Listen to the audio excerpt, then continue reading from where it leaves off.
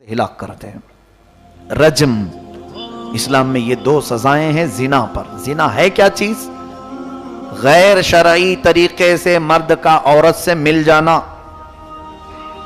ہر مرد کو اللہ تعالیٰ نے حلال طریقہ عطا فرمایا، نکاح کے ذریعے کسی بھی خاتون کو اپنی عورت بنا لے، بیوی بنا لے، لیکن کسی نے بغیر نکاح کے کسی بھی انجان عورت سے اپنے جسمانی تعلق قائم کیا، اسی کو زنا کہا ہے شریعت۔ اور یہ زنا اتنا سخت گناہ ہے، حدیث پاک میں جس وقت بندہ زنا کر رہا ہوتا ہے تو اس کا ایمان اٹھا لیا جاتا ہے۔ ایمان کی حالت میں کوئی زنا کر ہی نہیں سکتا، ایمان اس کا اٹھا لیا جاتا ہے، معلق ہوتا ہے۔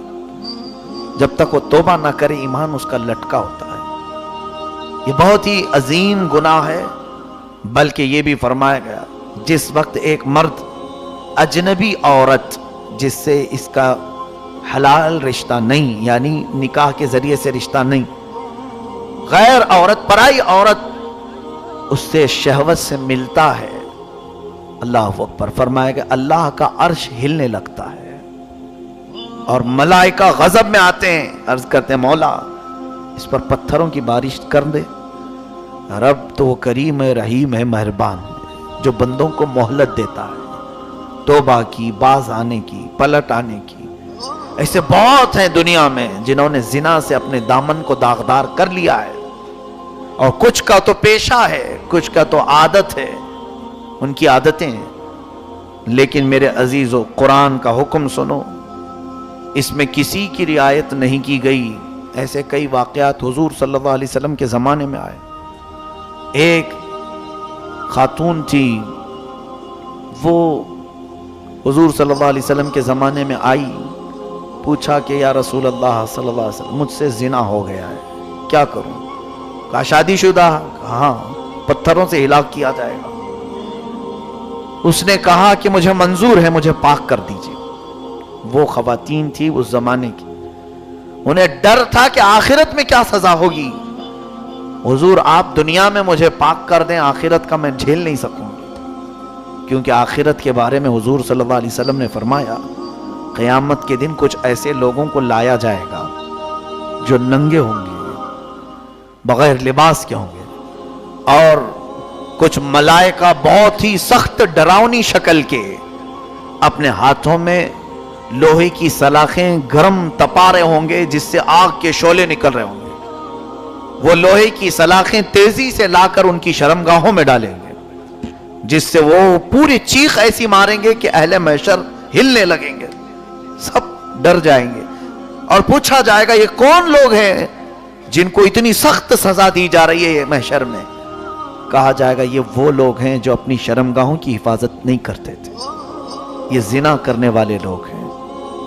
قیامت کے دن ان کو سخت اذیت میں، اور پھر یہاں تک کہ فرمایا ایک حدیث پاک میں ان کی شرمگاہوں سے اتنی تیز بدبو نکلے گی کہ جہنم پناہ مانگنے لگے گا، اے اللہ ان کی بدبو سے مجھے اذیت ہو رہی ہے۔ یہ زنا والوں کی کے انجام قیامت کی مختصر سی لذت کے لیے لوگ اپنی تمام روایات چھوڑ دیتے ہیں، اپنی انسانیت بھول جاتے ہیں، اپنے تمام خوف و خشیت و ایمان، عقیدہ سب بھول جاتے ہیں تھوڑی سی لذت کے لیے، جبکہ اللہ تعالیٰ نے تمہیں حلال طریقہ رکھا ہے، دیا ہے، اور ابلیس لعین چاہتا ہے کہ تم حرام طریقے سے حاصل کرو۔ دیکھو کیا دنیا میں اللہ چور کو رزق نہیں دیتا؟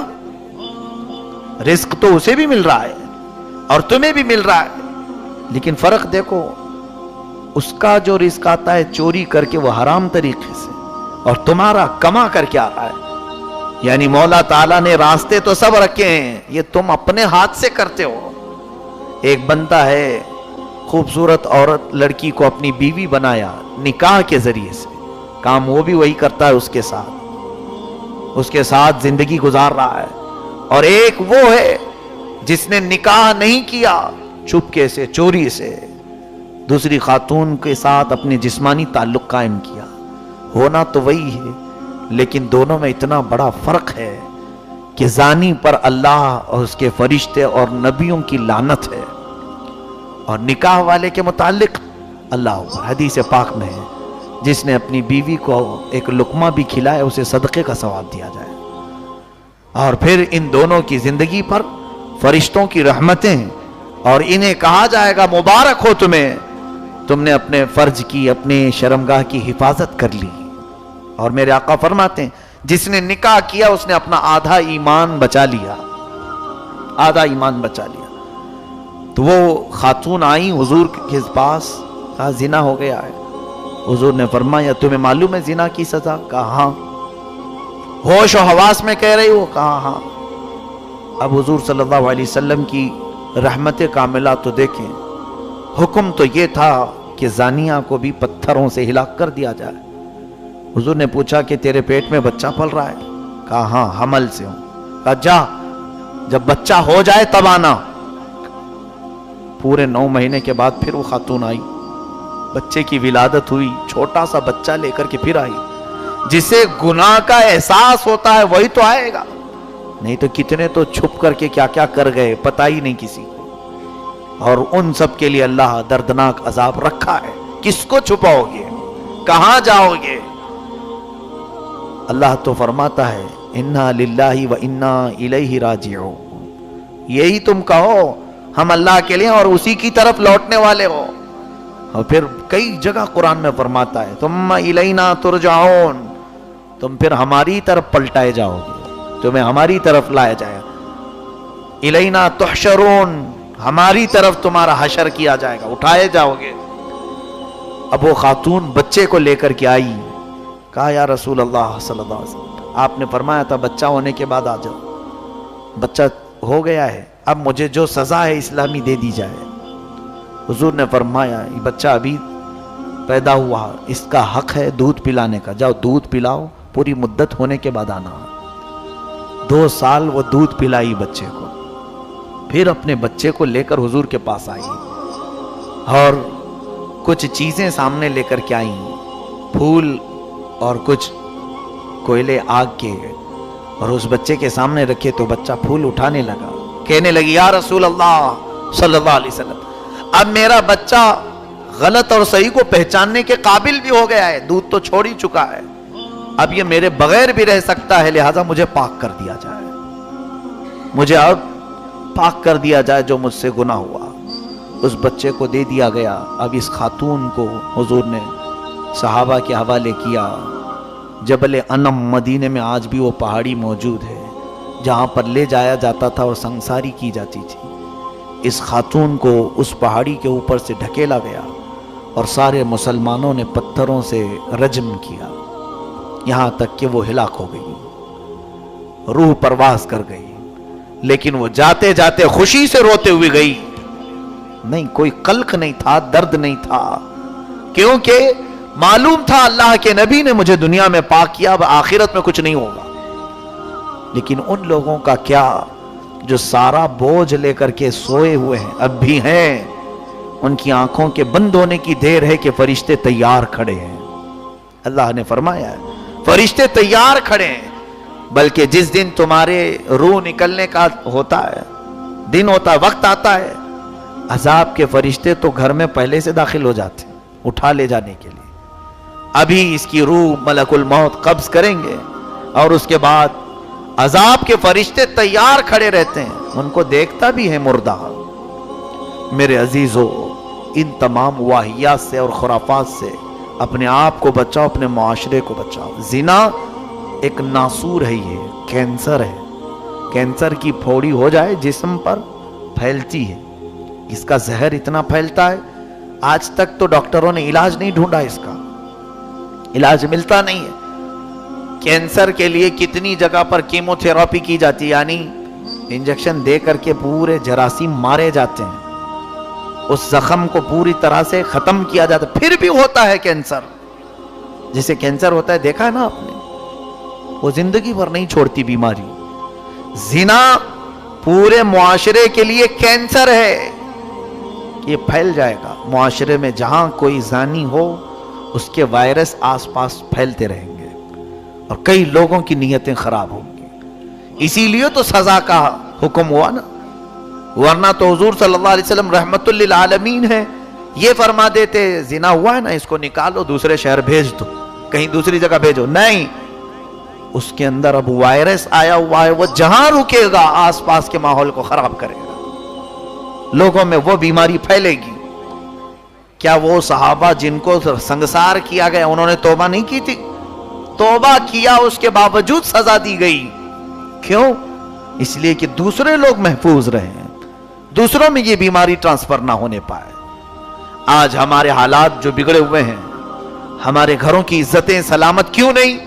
اس لیے کہ ہماری دوستیاں, ہمارے تعلقات ایسے زانیوں سے ہیں, ایسے بدکاروں سے ہمارے کھلے تعلقات ہیں, بہت سارے گہرے تعلقات ہیں. ان کے ہاں ہمارا جانا, ان کے ہاں ان کا ہمارے ہاں آنا, ہم ان کو یہ بھی نہیں سمجھتے کہ اس نے گناہ کیا, اس لیے گناہ میں برابر کے شریک مانے جاؤ گے. جس وقت اللہ کا عذاب آئے گا اس میں سارے لوگوں پر عذاب آئے گا. اچھوں کو الگ نہیں کیا جائے گا اٹھا کر کے, بلکہ ان کے ساتھ پیسا جائے گا. کیونکہ تمہارا قصور کیا ہے؟ یہ دیکھ کر کے خاموش رہتے تھے, ان کے ساتھ دوستی رکھتے تھے. اور یہ ایک بات میں نے اس سے قبل بھی کہا ہے, سود خور, زانی, جواری ہمارے محلے میں پنپتے ہیں. ان کو سدھرنے کا موقع کیوں نہیں ملتا؟ جانتے ہیں اس کا سب سے بڑا سبب آپ ہیں, ہم ہیں. اس کو ہم سدھرنے کا موقع کیوں نہیں دیتے؟ ہم ہیں. اگر سارے لوگ اس سے سلام کلام بند کرتے اور رشتے ناتے دور کر لیتے, اسے احساس ہوتا کہ ہاں میں تو کچھ غلط کر رہا ہوں, سارے لوگ مجھے چھوڑ چکے ہیں, کوئی مجھ سے بات نہیں کر رہا ہے, کیا میں اتنا حقیر ہو گیا ہوں؟ توبہ کر لیتا اور سارے لوگوں سے ملنا شروع کر دیتا. یا نہیں, ہم تو اس کے گناہ کو چھپا دیتے ہیں اور ہمارے تعلقات جو کہ تو ہیں, تو اسے ایسا لگنے لگتا ہے میں جو کر رہا ہوں غلط تھوڑی نہ ہے. دیکھو میرے تو سب ساتھی لوگ اتنے اچھے اچھے لوگ, نمازی بھی میرے دوست ہیں بھائی, میں غلط تھوڑی نہ کر رہا ہوں کچھ. اس کے دل میں گناہ کا تصور آتا ہی نہیں, یعنی برائی جو کیا ہے اس کو وہ برا سمجھتا ہی نہیں. کہیں تو چل کر کے ہم اپنے معاشرے کو درہم برہم کرنے کا سسٹم خود ہی اپنائے ہوئے. اللہ ہماری حفاظت فرمائے. خاص طور پر اپنی ایک عادت یہ بنا لو, ہو سکے تو اصلاح کرو ان برائیوں میں جو مبتلا ہے, اور نہیں کر سکتے تو کم از کم ان سے تعلقات نہ رکھو. اس لیے نہیں کہہ رہا ہوں میں کہ دشمنی پیدا کر لو ان سے, ان کو گالی گلوچ کرو, ان کو مار توڑ کرو, نہیں. تمہارے دل میں یہ نیت ہونا چاہیے, شاید میرے نہ ملنے سے اس کے دل میں احساس ہو جائے گا, توبہ کر لے گا, توبہ کر لے گا, وہ آ جائے گا. اور یہ ہماری آزمائی ہوئی چیز ہے. ہم نے دیکھا ہے کچھ لوگوں کو, کسی کو ہم سے ملنے کا شوق ہوتا ہے اور وہ ہمارے ساتھ بیٹھنا چاہتے ہیں. ہم نے ان سے کہا میں تمہارے ساتھ اسی وقت ملوں گا, تیرے گھر اسی وقت آؤں گا, یا تیرے ساتھ میں مصافحہ اسی وقت کروں گا جب تو یہ برائی چھوڑ دے گا. اس نے چھوڑ دیا. حضور پاک صلی اللہ علیہ وسلم نے یہی فرمایا بہت سارے نوجوانوں کے ساتھ. حضور سے ملنے کے خواہش مند تھے, حضور کہتے نہیں ملوں گا, تو ایمان لے آؤ. امیر حمزہ خود حضور کے چچا ہیں, حضور کو مسکراتا دیکھنا پسند کرتے تھے, ایمان نہیں لائے تھے. ایک دن ابو جہل نے حضور پر ہاتھ اٹھایا, امیر حمزہ کو غصہ بہت آیا, ابو جہل کو مار کر کے آئے اور اپنے بھتیجے کے پاس آئے, کہا محمد میں نے بدلہ لے لیا, اب مسکرا دو, تمہاری جو عادت ہے مسکرانے کی, مسکراؤ. حضور نے نہیں مسکرایا, ہاں نہیں, اپنا چہرہ نیچے کر کے بیٹھے. پھر پوچھا چچا تم مجھے مسکراتے ہوئے دیکھنا چاہتے ہو؟ کہا پھر کلمہ طیبہ پڑھو میں مسکراؤں گا.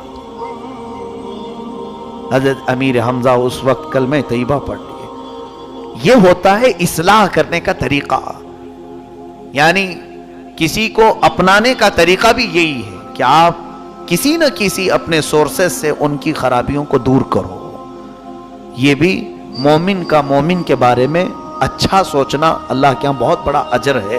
نہیں تو ہمارے اکثر کی عادت کیا ہے, اچھا وہ برائی میں ہے, رہنے دو, پڑے رہنے دو. نہیں, ایسے کسی بھی مومن کے بارے میں نہ سوچو. یہ سوچو کہ میں اس کو جہنم میں جانے سے بچا لوں. ایک بار تو ٹرائی کرنا ہمارا فرض ہوتا ہے, باقی عمل کا کام اس کا ہے. خیر, یہ سورۃ المومنون تھی. سورہ نور میں اللہ تعالیٰ نے جو احکام فرمائے، دیکھیں چند احکام میں بتا دیتا ہوں. اس سورے میں جو ہے ام المومنین عائشہ صدیقہ رضی اللہ تعالیٰ عنہ کی برات، آپ کی پاکی کا بھی ذکر آیا ہے. منافقین نے آپ پر تہمت لگائی تھی. ایک بار حضور صلی اللہ علیہ وسلم جہاد میں تھے، غزوہ بنی مستلق. وہاں سے واپسی کے وقت ام المومنین ساتھ میں ہوا کرتی تھی، کوئی نہ کوئی حضور کی زوجہ ساتھ جاتی تھی. تو واپسی کے وقت جب ام المومنین کی عمر بہت چھوٹی تھی، حضرت عائشہ صدیقہ رضی اللہ تعالیٰ عنہ کی عمر تقریباً 13-14 سال کے آس پاس تھی. واپسی کے وقت، جہاد سے واپسی کے وقت راستے میں ایک جگہ قافلہ رکا، تو اونٹ کے اوپر ایک کجاوا یعنی ایک خیمہ لگایا جاتا تھا ازواج مطہرات کے لیے، ام المومنین کے لیے پردے کا انتظام ہوتا تھا. وہ کیسا ہوتا تھا؟ ایک چھوٹا سا حجرہ، ایک جھوپڑی ٹائپ. اسے اٹھا کر کے رکھتے تھے، باندھتے تھے اونٹ کے اوپر، اور پھر جہاں اونٹ بیٹھ جائے وہ اٹھا کر کے پھر زمین پر رکھا جاتا تھا. تو کجاوا اٹھا کر کے زمین پر رکھا گیا. رات کو جو ہے وہاں قیام ہوا تھوڑی دیر کے لیے. ام المومنین اپنی حاجت کے لیے اتری. ان کا سونے کا ہار جو ہے کہیں گر گیا تھا، تو وہ ڈھونڈنے کے لیے نکلی. تو اتفاق سے جو ہے اچانک واپسی کا اعلان ہو گیا کہ چلو. تو صحابہ جو اٹھاتے تھے کجاوا، وہ خیمہ، وہ جھانک کر کے دیکھتے نہیں تھے کہ اندر ہیں یا نہیں. کجاوا اٹھایا گیا، اونٹ پر رکھ دیا گیا. ان کے دل میں یہ تھا ام المومنین اندر ہیں، بیٹھی ہیں. جبکہ ام المومنین عائشہ صدیقہ رضی اللہ تعالیٰ عنہ وہ اپنے گلے کا ہار کچھ ڈھونڈنے کے لیے باہر نکلی ہوئی تھی. قافلہ چل پڑا، چلا گیا قافلہ. حضرت عائشہ واپس آ کر کے دیکھیں، کچھ بھی نہیں، نشان بھی نہیں، سب جا چکے. تنہائی رات کی، کوئی وہاں پر راستے میں نہیں ہے. تو ایک جگہ اوٹ میں بیٹھی، نیند لگ گئی، آپ سو گئی وہیں پہ. اس وقت ہوتا یہ تھا کہ قافلے جب چلتے تھے تو کسی ایک صحابی کو پیچھے چھوڑ دیا جاتا تھا. وہ پیچھے سے چلتے ہوئے آتے تھے، قافلے کا کچھ بھی گرا ہوا سامان ہو تو وہ اٹھا کر کے لے آتے تھے. تو وہ پیچھے سے چلنے والے صحابی، قافلے سے ان کا ڈسٹینس ہوتا تھا تھوڑا سا. حضرت صفوان رضی اللہ تعالیٰ وہ پیچھے سے آ رہے تھے. صبح کا وقت تھا. انہوں نے دیکھا کہ یہاں کوئی خاتون سوئی ہوئی. قریب جا کر کے دیکھا تو کہنے لگے اللہ اکبر، یہ تو ام المومنین ہے. حضرت عائشہ صدیقہ رضی اللہ تعالیٰ عنہ کے قریب پہنچے تو بیدار ہو گئیں. پردہ کیا، پوچھا کہ ماں یہاں کیسے؟ کہنے لگی میں فلاں چیز ڈھونڈنے کے لیے نکلی تھی، قافلہ چل پڑا، میں رات کے اندھیرے میں اکیلی کیسے چلتی؟ حضرت صفوان رضی اللہ تعالیٰ نے اپنے ساتھ سفر میں ان کو لے کر چلے. مدینہ پہنچنے تک قافلے والوں کو پتہ ہی نہیں تھا کہ ام المومنین ہے نہیں کجاوے میں. بعد میں پتہ چلا کہ نہیں ہے. پوچھا گیا کہاں رہ گئی؟ پھر ابھی ڈھونڈنا شروع بھی نہیں ہوا تھا کہ حضرت صفوان کے ساتھ ام المومنین آ گئی مدینہ. بس اتنی بات تھی کہ منافقین جو تھے، جن کے دلوں میں کڑن تھی، جلن تھی، حضور سے بغض و عداوت رکھتے تھے، بات پھیلا دی، ارے نبی کی بیوی غیر کے ساتھ چلی گئی. محمد صلی اللہ علیہ وسلم کی بیوی صفوان کے ساتھ رات گزار کر کے آئی ہے. معاذ اللہ رب العالمین. بڑی بڑی باتیں ماں عائشہ صدیقہ کی شان میں. حضور صلی اللہ تعالی علیہ وسلم کے پاس بھی یہ باتیں آنے لگی. حضور نے پوچھا اے عائشہ کیا معاملہ ہے؟ انہوں نے بتایا یہ معاملہ. عمر بھی کم تھی حضرت عائشہ کی. رسول کریم صلی اللہ علیہ وسلم کو کئی لوگوں سے یہ باتیں سننے میں آئیں تو حضور صلی اللہ علیہ وسلم نے حضرت عائشہ سے کچھ بات ہی نہیں کی. وہ وقت بڑا ڈیفیکلٹ تھا حضرت عائشہ کے لیے، بہت ڈیفیکلٹ تھا. آپ کہتی ہیں کہ میں رو رو کر کے آنکھیں سجا چکی تھی. حضور بھی اب بات نہیں کر رہے تھے. کہتے ہیں اے عائشہ یہ معاملہ میں اللہ کے سپرد کرتا ہوں. حضرت عائشہ اپنے گھر چلی گئی، میکے چلی گئی. ان کے باپ ابو بکر صدیق بھی بات نہیں کر رہے ہیں رضی اللہ عنہ، کچھ نہیں کہنے. حضرت عائشہ کہتی ہیں دن روتی تھی، رات روتی تھی، اے اللہ میرا معاملہ سب کے سامنے صاف فرما دے، کیونکہ لوگوں نے الزام لگایا ہے، تہمت لگائی عزت کی بات سے. لیکن میرے آقا جانتے تھے کیونکہ وہ عالم الغیب ہے، حضور جانتے تھے، لیکن یہ ایک آزمائش چل رہی تھی۔ دیکھیں کبھی کبھار صبر کی ضرورت ہوتی ہے، یہ میرے آقا کی زندگی سے ملتی ہے چیز۔ حضرت ابو بکر کو چھوڑ کر کے حضور صلی اللہ علیہ وسلم نے دوسرے صحابہ کو بلانا شروع کیا۔ حضرت عمر سے پوچھا، عمر عائشہ کے بارے میں ایسی ایسی باتیں سننے کو آ رہی ہیں، تمہارا کیا خیال ہے؟ آگے بڑھتے ہیں، کہتے ہیں یا رسول اللہ صلی اللہ علیہ وسلم، اللہ تبارک و تعالیٰ نے قرآن میں آپ کے گھر والوں کے بارے میں یوں فرمایا، ہر طرح کی برائی کو آپ کے گھر سے دور کیا ہے۔ اگر عائشہ کے اندر برائی ہوتی تو کبھی مولا آپ کو نکاح کا حکم ہی نہیں دیتا، ہو ہی نہیں سکتا۔ حضرت عثمان کو بلایا، کہا آپ کا کیا خیال ہے؟ کہتے ہیں دیکھیں کتنی پیاری بات ہے، یا رسول اللہ صلی اللہ علیہ وسلم، اللہ نے آپ کا سایہ زمین پر نہیں ڈالا تاکہ کسی کا پیر نہ پڑ جائے، رسول کے سائے پر کسی کا پیر نہ پڑ جائے۔ کیا وہ مولا آپ کو ایسی بیوی دے گا جس کے اندر غلاظت ہو ہی نہیں سکتا یا رسول اللہ۔ حضرت علی سے پوچھا آپ کا کیا خیال ہے؟ عرض کرنے لگے یا رسول اللہ صلی اللہ علیہ وسلم، جہاں تک عائشہ کی بات ہے، لوگ کہہ رہے ہیں ایسے کہ آپ کے گھر والی، آپ کی خاتون، آپ کی بیوی ایسی، ہمارا تو عقیدہ یہ ہے کہ رب تعالیٰ آپ کے جسم پر تو مکھی بھی نہیں بیٹھنے دیتا، آپ کے جسم پر کبھی مکھی نہیں بیٹھتی۔ عائشہ اگر ناپاک ہو تو آپ کے گھر میں مولا کیسے رکھتا؟ نہیں ہو سکتا۔ صحابہ نے بڑی فضیلتیں بیان کی۔ حضور صلی اللہ تعالی علیہ وسلم جو اس وقت ان سب سے پوچھ رہے تھے، یہ بھی جو ہے ایمان اور نفاق کی بات تھی۔ کچھ لوگوں کو بلایا اور باری باری پوچھ رہے، پوچھا آپ کا کیا خیال ہے؟ تو ایک صاحب نے کہا ہاں لوگ کہہ رہے ہیں، ہو بھی سکتا ہے نہیں بھی ہو سکتا ہے، کیا معلوم، اندر کی بات ہے، یہاں سمجھ میں آ جاتا ہے، دل میں جو چیز ہے نکل آتی۔ یہ ایمان کی پرکھ ہو رہی تھی، یہاں پر جانچ ہو رہی تھی۔ ایمان اسی کو کہتے ہیں، رسول کی ذات سے کوئی چیز ہو تو ناپاک ہو ہی نہیں سکتی، عقیدہ یہ کامل ہونا چاہیے۔ تو جتنے لوگوں نے یہ کہا تھا پہچان لیے گئے وہ کہ کس کے دل میں کیا ہے۔ ہاں لوگ تو کہہ رہے ہیں، اور عائشہ رات کو کیوں گئی تھی، ایسے ایسے باتیں بھی کچھ لوگوں نے کی، لیکن جو صحابہ تھے، اہل ایمان تھے، ان کو اللہ نے مضبوط ایمان عطا کیا تھا۔ چند دن ایسی گزرے، ایک مہینہ گزر گیا، تب اللہ تعالیٰ نے جبرائیل امین کے ذریعے آیتیں بھیجی۔ اللہ فرماتا ان الذین جاؤوا بالافک عصبۃ منکم لا تحسبوه شرا لکم بل هو خیر لکم۔ جو لوگ تہمت لگائیں آپ کے گھر والوں کے متعلق، اے محبوب اس کو آپ برا نہ سمجھیں، آپ کے حق میں بہتر ہی ہے، بہتر ہے، کیونکہ سبوں کے دلوں کی کڑھن مولا تعالیٰ ظاہر کرنا چاہتا تھا۔ پتہ یہ چلا کہ نبی کا گھرانہ کسوٹی ہے ایمان کو ناپنے کی، جو اس طرف محبت کے جملے کہا وہ ایمان والا ہے، اور جس نے شک بھی کیا وہ منافق ہے۔ اللہ تعالیٰ فرماتا ہے والذی تولی کبرہ منہم لہ عذاب عظیم، میں تو ان کے لیے دردناک عذاب رکھا ہوں، بڑا عذاب۔ اب رہی بات یہ ان پر جو لگایا گیا تھا، عائشہ بری ہے ان تمام چیزوں سے۔ اللہ نے حضور کے گھرانے کی پاکی قرآن میں بیان کی۔ اب سنیے، جب یہ آیتیں نازل ہوئی تو حضرت ابو بکر صدیق دوڑتے ہوئے آئے عائشہ کے پاس۔ ایک مہینے کے بعد حضرت عائشہ کہتی ہیں میری آنکھیں سوج گئی تھیں، اتنے دن تک حضور سے بھی ملاقات نہیں ہو رہی تھی۔ کہا عائشہ مبارک ہو، اللہ کی آیتیں اتر گئی تمہاری شان میں، مولا نے پاکی بیان کر دی، جاؤ جلدی حضور سے ملو۔ عمر کم تھی، محبوبانہ انداز بھی تھا، کہا نہیں میں ان سے پہلے نہیں ملوں گی، پہلے میں میرے رب کا سجدہ کروں۔ حضور صلی اللہ علیہ وسلم خود لینے آئے حضرت عائشہ کو، اور اس کے بعد محبت سے اپنے گھر میں بٹھائے۔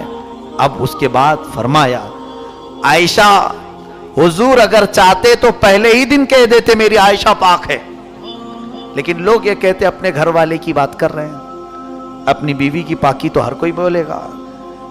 اے عائشہ میں یہ چاہتا تھا کہ تمہاری برات میں ایسی چیز اترے کہ قیامت تک لوگ اس کو تلاوت کرتے رہیں۔ ہائے آج دیکھیں کروڑوں امام ہوں، کروڑوں مسجدیں ہوں، ہر جگہ جہاں پر بھی تلاوت ہوگی ہماری ماں کی پاکی بھی بیان ہو رہی ہوگی. عائشہ صدیقہ عفیفہ طیبہ طاہرہ رضی اللہ تعالیٰ عنہ کی پاکی بھی قرآن نے بیان کیا. حضور صلی اللہ تعالیٰ علیہ وسلم حضرت عائشہ صدیقہ رضی اللہ تعالیٰ عنہ کو یہ فرماتے ہیں اللہ نے تیرے حق میں قرآن کی آیتیں ایسی اتاری کہ صبح قیامت تک اب تیری پاکی ایمان والے بولتے رہیں گے. اللہ تبارک و تعالیٰ نفاق اور منافقین کے شر سے ہماری حفاظت فرمائے. آخری 2-3 آیتیں جو احکام کی ہیں عرض کر دوں. مولا فرماتا ہے یا ایھا الذین آمنوا لا تدخلوا بیوتا غیر بیوتکم حتی تستأنسوا. اے ایمان والو کسی کے بھی گھر میں داخل ہو تمہارا چھوڑ کر کے کسی کے بھی گھر میں اس وقت تک اندر نہ جاؤ جب تک اجازت نہ لے لو. وتسلموا علی اہلھا پہلے ان کو سلام کرو گھر والوں. دیکھو میرا رب یہ طریقے بھی سکھا رہا ہے گھر جانے کی. اور اللہ تعالیٰ یہ فرماتا ہے فَإِن لَمْ تَجِدُوا فِيهَا أَحَدًا فَلَا تَدْخُلُوهَا. اگر گھر میں کوئی نہیں ہے تو اندر جانا بھی مت حَتَّى يُؤْذَنَ لَكُمْ جب تک تم کو اجازت نہ دی جائے. دروازہ کھلا ہے تو گھسے چلے جاؤ, منع ہے کسی کے بھی گھر میں. اور اللہ فرماتا وَإِن قِيلَ لَكُمُ ارْجِعُوا فَارْجِعُوا. اور اگر اندر سے کہا جائے کوئی نہیں ہے لوٹ جاؤ تو تمہارے حق میں یہی بہتر ہے کہ پلٹ آؤ لوٹ آؤ. اب حدیث پاک میں سنیے گھر میں جانے کے آداب بھی فرمائے حضور نے. کسی کے گھر جاؤ تو دروازے پر دستک دو اور دائیں جانب کھڑے رہو, سیدھے جانب کھڑے. یوں بھی نہیں کہ دروازے کے بالکل سامنے کھلے دروازہ تو سامنے کوئی بے پردہ ہو جائے. یہ تک حضور نے فرمایا دائیں جانب کھڑے رہو. اور 3 ہی بار دستک دینے کو کہا. پہلی بار دستک دو, ناک کرو یا سلام کرو, جواب آئے ٹھیک ہے ملاقات کر لیں, نہیں آیا دوسری بار, نہیں آیا تیسری بار. یہ اس لیے کہ گھر میں کون کس حالت میں ہے تمہیں معلوم نہیں. دروازہ کھلا بھی اور اندر جانا ہے تو 3 بار سلام کر کے اندر جاؤ جب تک جواب نہ آ جائے. یہ شریعت کے احکام ہیں دیکھو. اور حضور صلی اللہ علیہ وسلم نے فرمایا 3 بار میں بھی اگر جواب نہیں آیا تو پلٹ جاؤ. زبردستی جھانکا جھانکی کر کے ادھر ادھر تلاشی نہ کرو. جستجو جاسوسی کرنے کے لیے آپ کو نہیں رکھا گیا ہے کہ اندر کون ہے کہاں ہے کسی کی آواز نہیں آ رہی. پلٹ جاؤ ورنہ پھر تمہارے لیے اللہ تبارک و تعالیٰ کی طرف سے وعید بھی ہے. اللہ فرماتا ہے کسی بھی مومن کے گھر میں بے اجازت داخلہ ممنوع. اور حدیث میں ہے یہ جو ہم گھروں کے سامنے سے گزرتے ہیں فرمایا اگر تم کسی کے گھر میں نظر ڈالتے ہو, عورتیں بے پردہ ہو اندر یعنی پردہ نہیں تھا اور گھر کے اندر تم نے جھانکا, حضور فرماتے ہیں میں گھر والے کو اجازت دیتا ہوں پتھر اٹھائے اور اس کی آنکھ کو پھوڑ دے کہ قیامت میں اس سے پوچھ بھی نہیں ہوگی. یہاں پر دنیا میں ہی ہے, آنکھ پھوڑ دو اس کی جو گھروں پہ نظر ڈالتا ہے. منع کیا گیا ہے کیونکہ یہ ایمان والوں کی حفاظت ہے, یہ ایمان والوں کی حفاظت. اور پھر مومنین کو پہلے ہی مولا نے فرمایا قل للمؤمنین یغضوا من ابصارہم. اے محبوب آپ ایمان والوں سے کہیں اپنی آنکھیں نیچے رکھیں جائیں. یغضوا من ابصارہم اپنی آنکھیں جھکا کر کے چلیں کیونکہ یہی آنکھیں ہیں جو زہر بن جاتی ہیں لوگوں کے لیے. آنکھیں بہت ہی سخت ہیں ہمارے لیے. اور فرمائے گا النظرۃ سہم من سہام الشیاطین. نظر جو ہے شیطان کے تیروں میں سے ایک تیر ہے, جب نکلتی ہے تو کسی کے جسم پر جا کر چبھتی ہے. اب عورتوں کو بھی میں یہ تنبیہ کرتا ہوں کیوں تمہیں پردے کا حکم دیا گیا. تم کھلے بدن سے باہر آتی ہو اگرچہ تمہارے دل میں خرابی کا ارادہ نہیں برائی کا ارادہ نہیں, لیکن جو باہر عیاش لوگوں کی نظریں ہوتی ہیں, ہماری آنکھ میں ایک سیال مادہ ہوتا ہے وہ نظر نہیں آتا یعنی اڑتا ہے. جیسے ہی ہم آنکھ کھولتے ہیں ایک پتلا سا پانی کی طرح زہر نکل کر کے جاتا ہے جہاں تک ہماری نگاہ جائے اڑتی ہے. اگر ٹرائل کرنا ہو تو سائنس کے مائکروسکوپ وغیرہ سے دیکھ سکتے ہو, خوردبین سے. کیوں گلاب ایک سامنے رکھو اور اس کو تھوڑی دیر تک دیکھتے رہو, دیکھو وہ مرجھا جائے گا. وہ ہماری نظروں کے زہر سے. نظروں کے اندر ایک سیال مادہ ہے ہلکا سا.